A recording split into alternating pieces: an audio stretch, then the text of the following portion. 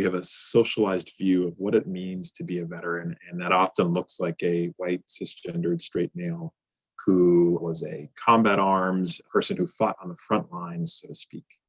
And that image in people's heads has the negative effect of not always making sure that an individual sees themselves as a veteran. And so we're always working to overcome that by telling a wider range of stories that sort of reflect the diversity that make up our military ranks and that makes up our veteran population. Have you ever noticed that some of the best ideas come from unexpected places? Your next breakthrough may come from a leader facing similar challenges, but in a completely different sector. Welcome to Chief Influencer. I'm your host, Anthony Shop. Join us as we explore how today's successful leaders inspire, influence, and connect with others. Chief Influencer is a production of Social Driver and the Communications Board, who have teamed up to spotlight how great leaders and communicators are making their impact in the world. This episode is brought to you by the George Washington University's College of Professional Studies. With in-person and online programs ranging from master's degrees in public relations strategy to certificate programs in digital communications, GW offers more than just the credentials to help working professionals get ahead. It prepares them to be leaders in their field. As a proud GW graduate myself, I can attest that faculty members combine academic rigor with real-world lessons that can't always be found in textbooks. Check out cps.gwu.edu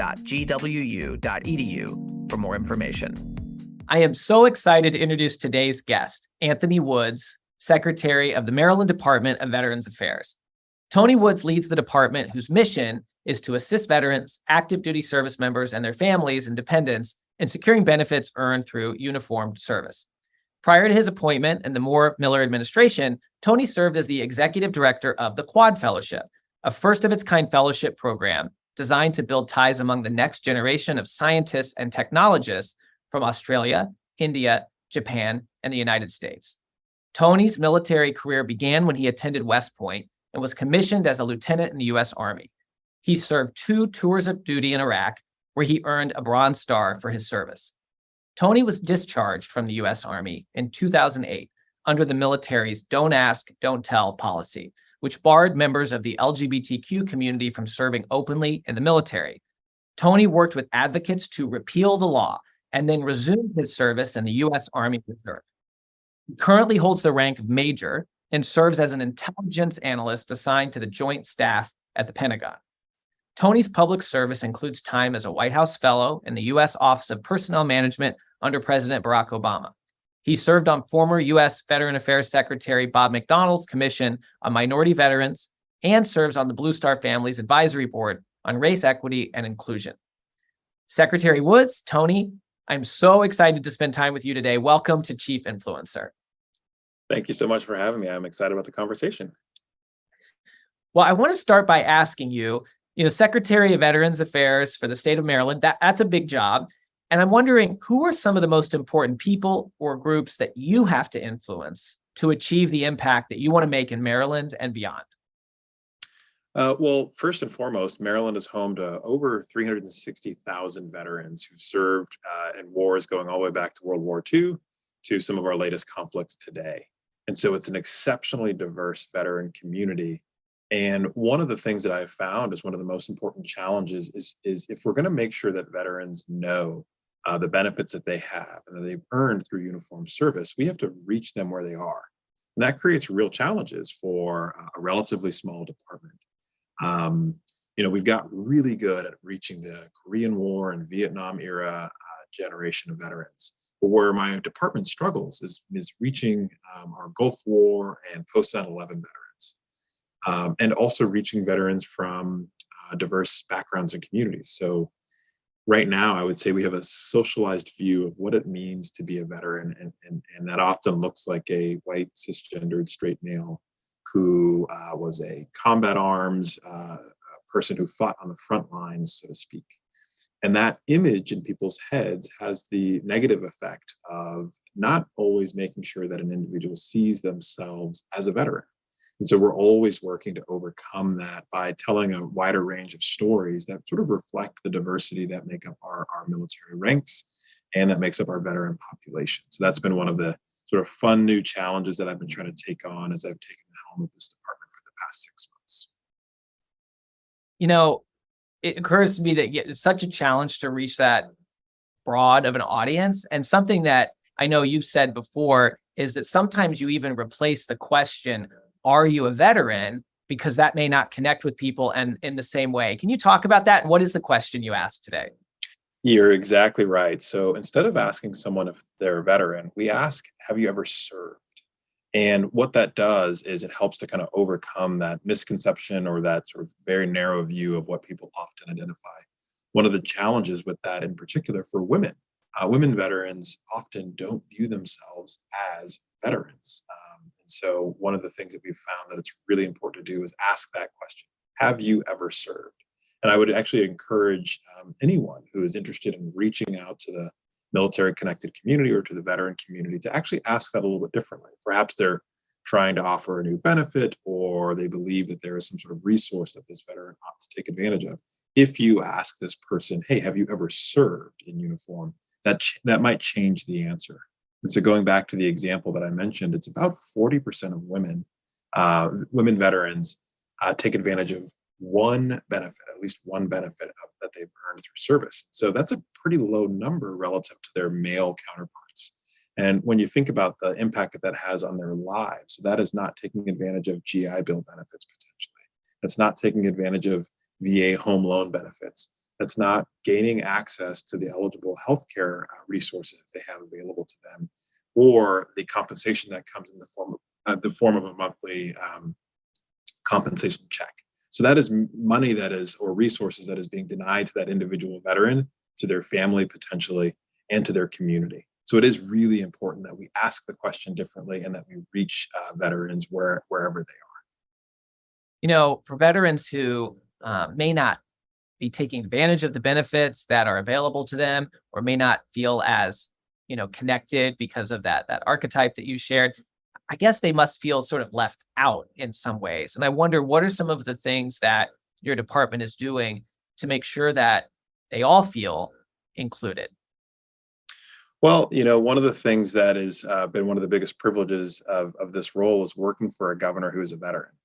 And when Governor Moore ran for office, his campaign slogan, pledge, was "Leave no one behind." And a lot of folks think, oh, that's a pretty good sounding thing. And he certainly meant all Marylanders when he said it. But his experience as a veteran or in the military, that's actually a pretty solemn pledge that we make to one another on the battlefield, right? And so for me, I very much interpreted that as an obligation of looking for veterans who are at risk of being left behind, who are members of a marginalized community, or who may not see themselves reflected in kind of the sort of more typical stories that we would tell about veterans or the veteran experience. And so, as I alluded to a little earlier, telling a broader range of stories is just really important. So, one of the things that we did in partnership with our legislature was pass a bill that honors the service of the 6,888 Postal Service Battalion, which was an all-Black female postal battalion in World War II, who had the responsibility of sorting all the mail and helping to boost morale for our service members overseas. And so just sort of finding small examples to tell different stories to elevate the experience of different folks really goes a long way. So that's one. There is just the sort of basic bringing our department's communications capabilities into the later 21st century, being more active on social media, realizing that veterans, particularly Gulf War or post 9/11 veterans, often consume video information. Video just sort of performs better, obviously, on social media platforms. So thinking through how do we do and portray more dynamic content and material on more platforms in more ways. And then, thinking through, well, how do we meet this generation of veterans where they are when it comes to their interests, right? So if there's a little bit more of a focus on health and wellness and fitness and nature and getting back out into the world, well, we've got to find them in those places and bring forward programming, content, experiences that gives us an opportunity to run into them there, tell them that they've earned something great, tell them that we want them to be a part of part of the sort of the community in significant ways for the long term, and support them as best we can. I love that focus on inclusive storytelling, because obviously it's really powerful when it comes to the military and veteran community that you serve, but that's a lesson for leaders, no matter who their audience is, the importance of that. I think that obviously authenticity is an important element of that inclusive storytelling. And I'd love to talk about how you bring your own lived experiences to this cabinet role. After 2 deployments in Iraq, you were discharged under the Don't Ask, Don't Tell policy. You were even ordered to repay your tuition to Harvard, I believe. But you fought to repeal this policy. And upon that, you were reinstated. How has that experience informed the work you do now? Well, I was really fortunate. So one of the risks when I was coming out was that obviously I would lose my career. I was slated to go back and teach at West Point, which was a dream of mine because it made such an impact on me. So I lost that opportunity or that ability. And one of the risks was that I would have to pay back the tuition earned for going to grad school at Harvard. I was fortunate that that was not the case, but that was actually one of the major reasons that motivated me to return after the policy was repealed. I felt, and I felt actually after I graduated from West Point, that I owe our country a debt of gratitude. The military, like it does for so many folks who are looking for a pathway into the middle class, provided me with an exceptional opportunity, an exceptional education, a chance to give back and serve my country. And so my hope was to continue to do that for the long term. But I think to your broader question, one of the things that I've always struggled with, right? At the end of the day, I have the privilege of focusing on reaching veterans and serving their needs. And that is one component of who I am. But to our earlier conversation, being able to make sure that veterans know that, their Secretary of Veterans Affairs, perhaps doesn't look like the average conception of what a veteran is thought to be, I think is important. So I make it a point to go out of my way to mention my husband where I can, or the fact that we're married, right? There's always that kind of moment when you're being introduced at events or introduced right before you speak, where part of it is the coming out process, right? That's by including it in my bio. But I think that's actually just quite important to our mission to make sure that veterans know that all of them are reflected in our work. They know that we care about their needs. We advocate for veterans whose experiences might be on the margins. So looking for veterans who, in the case of the retirement home that I run, who are experiencing whether it's loneliness, social isolation, or in the case of a poor performing facility, neglect and abuse. Veterans who are experiencing homelessness or who might be struggling with mental health challenges or risk of suicide, substance misuse, right? So thinking about veterans who are potentially on the margins, I've very much appreciated the opportunity to advocate for trans veterans and ensuring that they're getting the rights that they've earned. And I think by being open and authentic about who I am, it invites advocacy organizations and veteran serving organizations to reach out to me who may not have otherwise done so and say, hey, we realize you're a champion for veterans of all types. We want your help in amplifying our voice. And that to me is how I reach a wider, more diverse range of veterans. As a leader, you represent something to some of the communities that you're part of.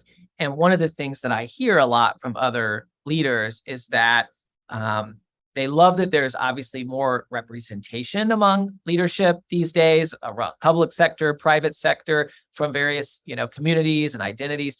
And at the same time, that causes leaders to sometimes be put in a box and identified as, the leader, the gay leader or the African-American leader or whatever it may be. How have you balanced that authenticity of, embracing the special role that you play, role model sort of position that you play for others as a leader with, I don't know if you've experienced that too, that sort of, feeling boxed in? To answer your question, I would say first and foremost, I take my cues from our governor, right? Governor Moore is actually the first African-American elected to become governor of the state of Maryland.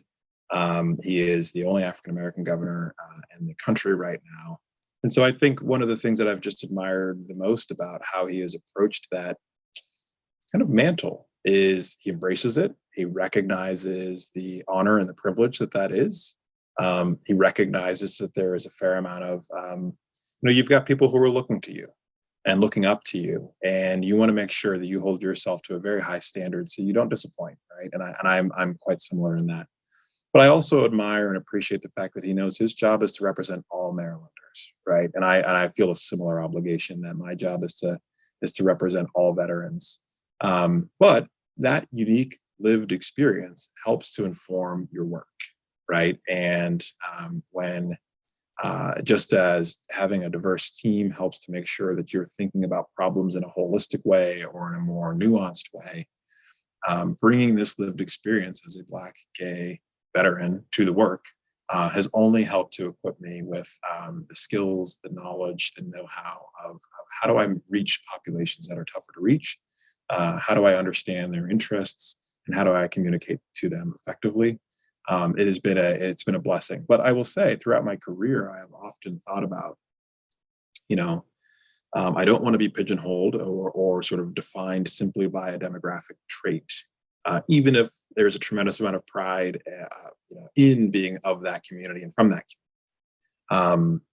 But over time, I've really started to lean into that and to love that and to just make sure it's important that I share that pride with anyone who will listen, and I bring that pride to my work.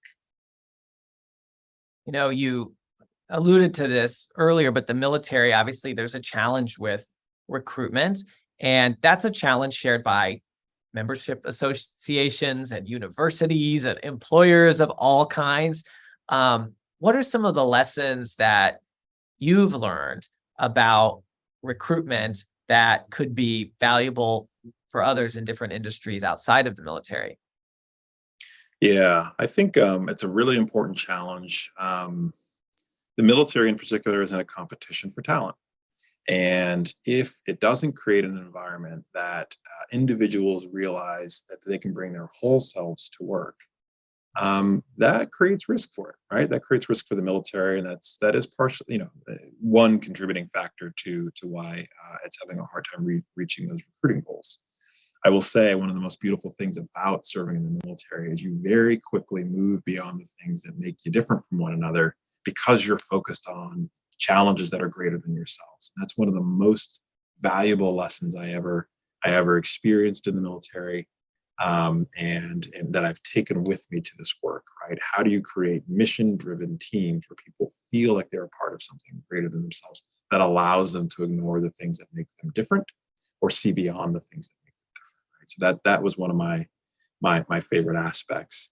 I will say that this younger generation of individuals, Gen Z, they really do want to see themselves reflected, and I think they've got a great eye for authenticity. So if you think that having a few folks on your website or in your materials or in your brochures is going to be enough to portray that this is an inclusive environment, they're going to start to ask the questions and realize, well, do you have employee resource groups? Well, let's start to talk about promotion rates amongst people of color and women. How are you handling things like harassment? What did you do in the wake of George Floyd's murder? What were your corporate statements? Right? It's those types of things where they realize, is this a veneer of inclusivity and a veneer of a commitment to diversity, equity, and inclusion, or is this a long-standing corporate held value? And so I think that is my advice. The best day to plant a tree is 40 years ago or today, right? And so if a corporation has not or an organization has not worked on showing that commitment, start now and listen to the employees who would bring those perspectives, and start now in building that inclusive environment. I think it's such an important lesson. Like you said, it can't just be a few photos on a website. No. And, it sounds like you're bringing a real personal experience to it because you knew through the military service what it felt like to be on the inside and then an outsider. And now you're serving a community where some folks, they may be part of the community, but for whatever reason, they may feel like outsiders. And we have to take efforts to welcome them back in and make sure that they feel like they belong, right? Yeah, it's actually been one of the things that it's been a privilege to actually rejoin in the military. Gave me. It's so rare that you can advocate for change and then take advantage of the fact that change occurred. Right? There were people who fought generationally to end slavery, who never, who never got to see that come about. People who fought for generations to see voting rights for women or for people of color, but didn't get the opportunity to take advantage of that benefit. I am a rare lucky person who got to advocate for the repeal of Don't Ask, Don't Tell, which allowed members of the gay, lesbian, bisexual, transgender community to serve openly. The lesbian, gay, and bisexual community were allowed to serve openly. The trans community, those rights were still not fully afforded to them, and we need to make sure that that's not a kind of a political football that can go back and forth depending on administration. But I think to your broader point, it is a privilege to be able to serve and to continue to serve in this way. And so I feel like I have a special obligation to make sure I'm bringing my whole self to work. I do feel a certain amount of pressure, though, to realize that I represent a community when I serve, and I try to take a little bit of extra pride in that. But I also feel an extra sense of obligation. I'm trying to do the best that I can to represent. Bringing that aspect of my work here to the state of Maryland has been a privilege, and something that I try to lean into and embrace as much as I can. I have a feeling there are a lot of leaders who can identify with that tension of feeling the privilege, as well as the pressure. And appreciate you being honest about that and sharing that experience, because it's a real experience for people who are pioneers and who are in a role that members of the community haven't been in before. And I think, to that point, there is something about giving yourself the grace of ignoring the feeling or the sort of voice in your head that sort of kind of reinforces imposter syndrome, which makes you feel like, you don't belong there, or you haven't earned this, or all those types of things. No, you gotta quiet those. You've got to work as hard as you can, and you got to lean into the work, and do the best that you can for the limited time that you have the privilege of serving in a role like this. Yeah. I'm curious, you have obviously spent a lot of time in the military, which is known for being very hierarchical and having a traditional structure. And then you founded the Quad Fellowship at Schmidt Futures, which is a philanthropic initiative of former Google CEO Eric Schmidt. And I'm wondering what lessons you learned from that experience or working with him, because I suspect that might have been structured a little bit differently. It might have been a bit flatter than the military background that you came from. Yeah, you're absolutely right. Learning how individuals, particularly technically minded individuals, solve problems is just it's just a fascinating way of going about doing things. I will say Eric Schmidt, deeply committed to national security, has a great appreciation for the military, and some of those aspects of hierarchy as well. But when I mentioned earlier the military is in a competition for talent. Eric Schmidt founded Schmidt Futures really as a space where people could kind of give back and work on really tough problems, usually at the intersection of where technology can make an important difference. And so we had the privilege, because of his background coming from Google, where some of the most exceptional minds in technology wanted to work for him, away from Google, right, at Schmidt Futures. And what it taught me is that people are not always motivated by money. They're really motivated by the opportunity to solve really hard problems. So I guess my advice to those who are working in the nonprofit sector or in government is, showcase the hard problems that you're trying to solve. Make it clear that a person who has a technology background can come and make an immediate difference. Remove some of the barriers that they might encounter when they arrive, so they can really get to work solving a hard problem and feeling like they're a part of a mission-driven team who's adding value. And you can attract people who are currently making $1 million a year at some Silicon Valley tech company. They will come and work for you for very, very small amounts of money because they're motivated by the opportunity to give back. And that was a lesson that we learned for the Department of Defense, is that they really they're sitting on a lot of really interesting hard problems. That's true here in Maryland state government. There are very significant challenges that would be solved by bringing a technology lens and technology skill. And so I just think people ought to be encouraged, know that you can attract that talent and win that talent, and you don't have to talk about money first. You can talk about making a difference. Yeah, love that.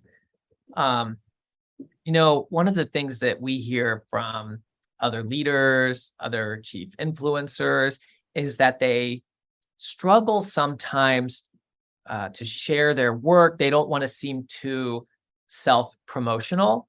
And, you're obviously highlighting, really important work that your department's doing, and you've done this in, other roles as well. I wonder if you can share your own experience with that, any lessons that you might have about, dealing with those concerns. You're definitely hitting on one of my sort of biggest challenge points.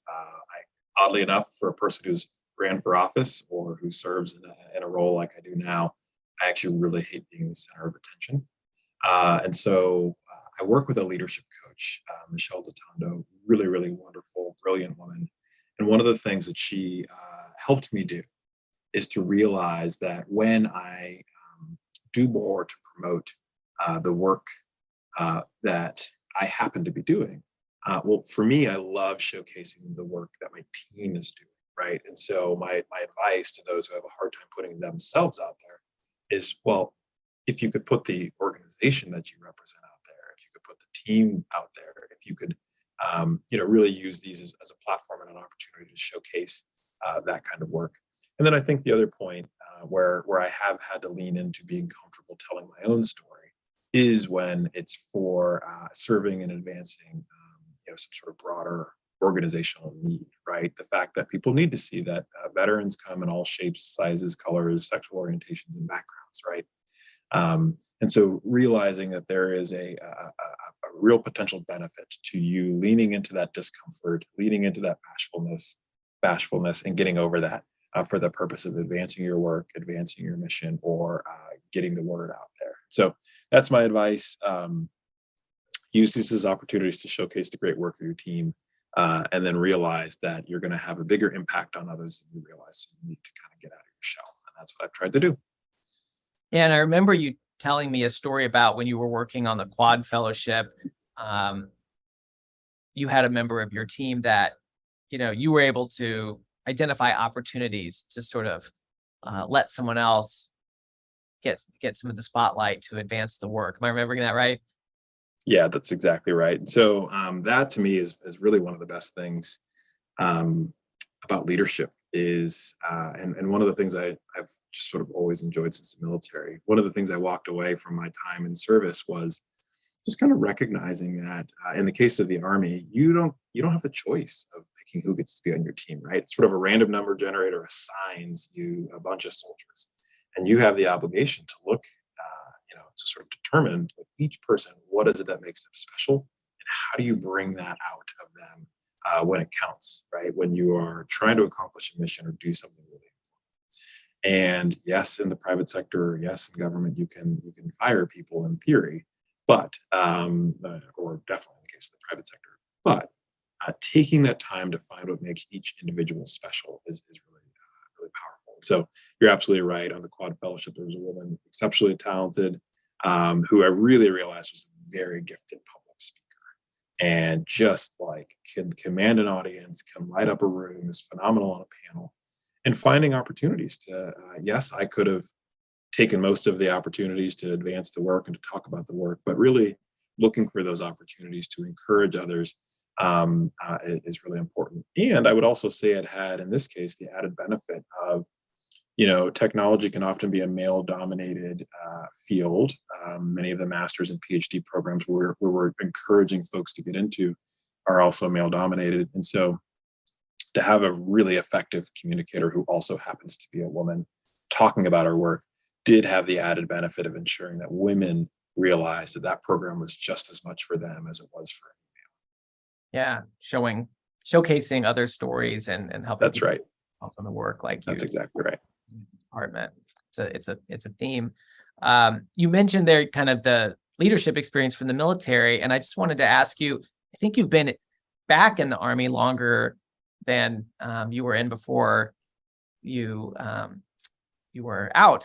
And so I wonder if you could talk a little bit about some of the leadership lessons that you've learned or observed from your time in service, and especially along this theme of inclusive leadership that we're talking about.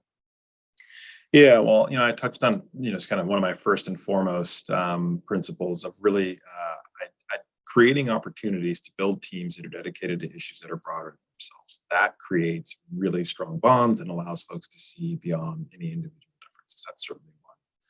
Looking at, well, how do I find the special sort of trait of each and every one and bring that out when it matters most is obviously another key one.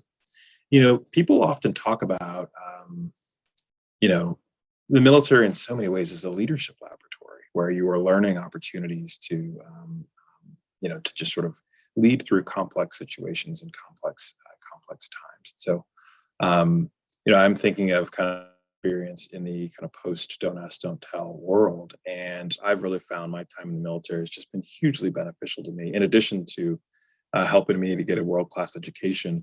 It's also helped to make me be a stronger and better leader, which is what I think the best things that our military can do. I've already mentioned, the desire to create mission-driven teams that are focused on challenges that are larger than yourself because they help you to see beyond individual differences.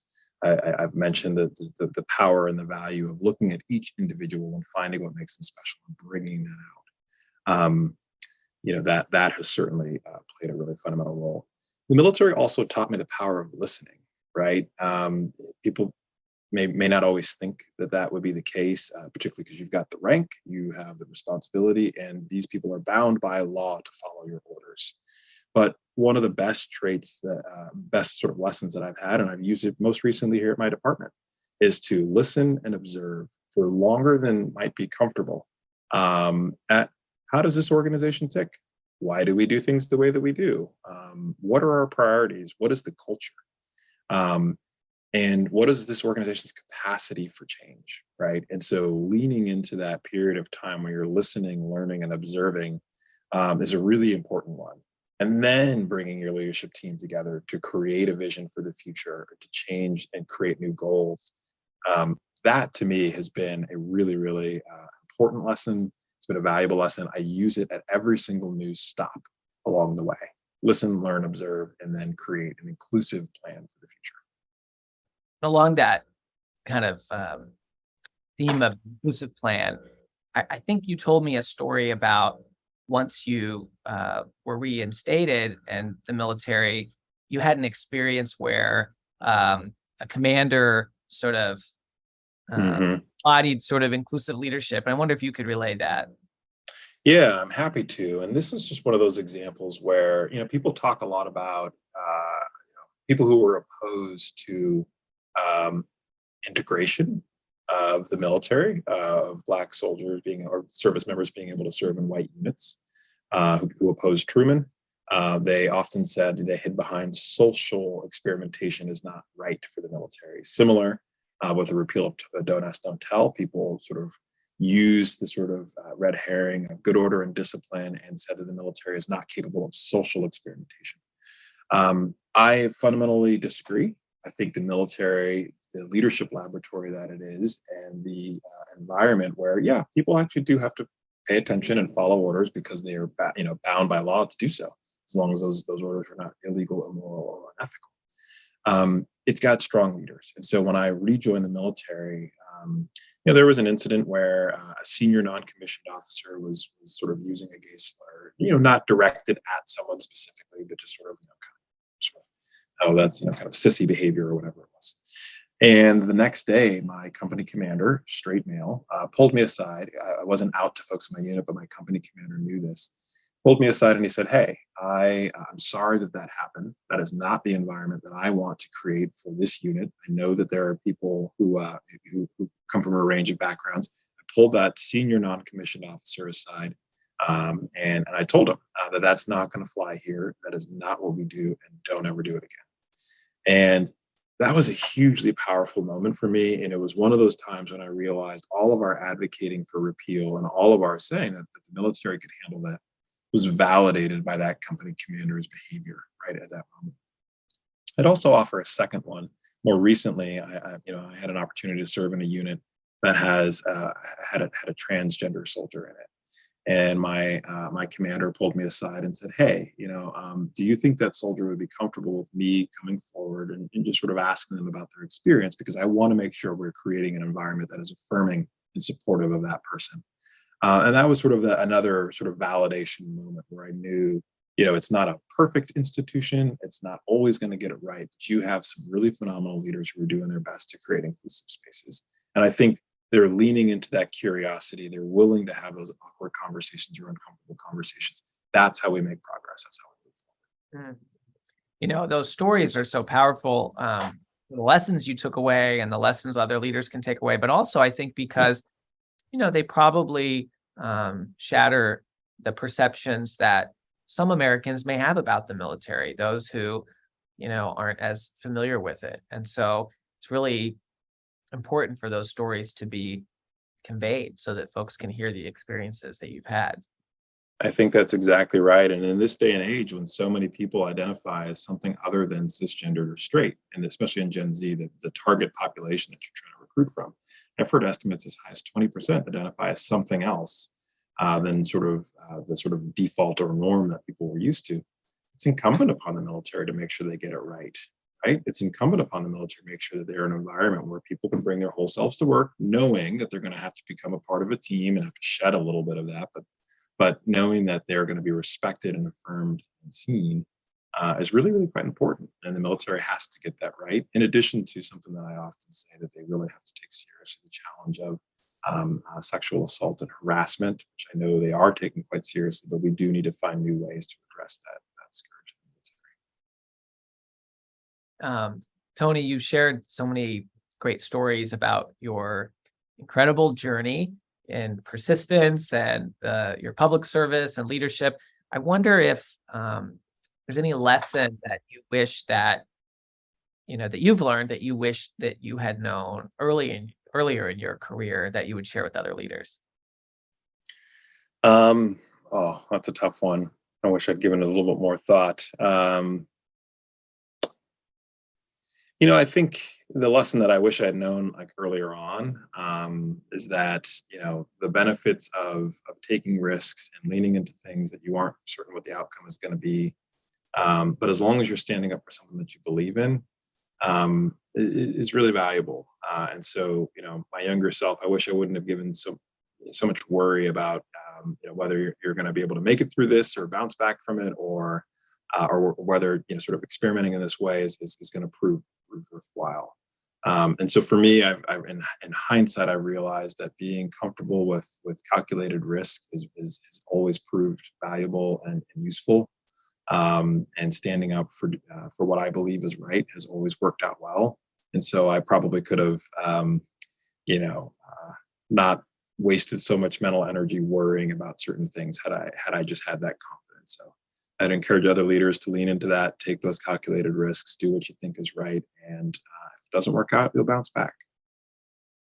That's great advice. Well, Secretary Woods, Tony, you're a leader that many people look up to, and you're a role model, and you're also a chief influencer. So thank you so much for taking time to share your story with us. Thank you very much, Anthony. It was a pleasure to be here.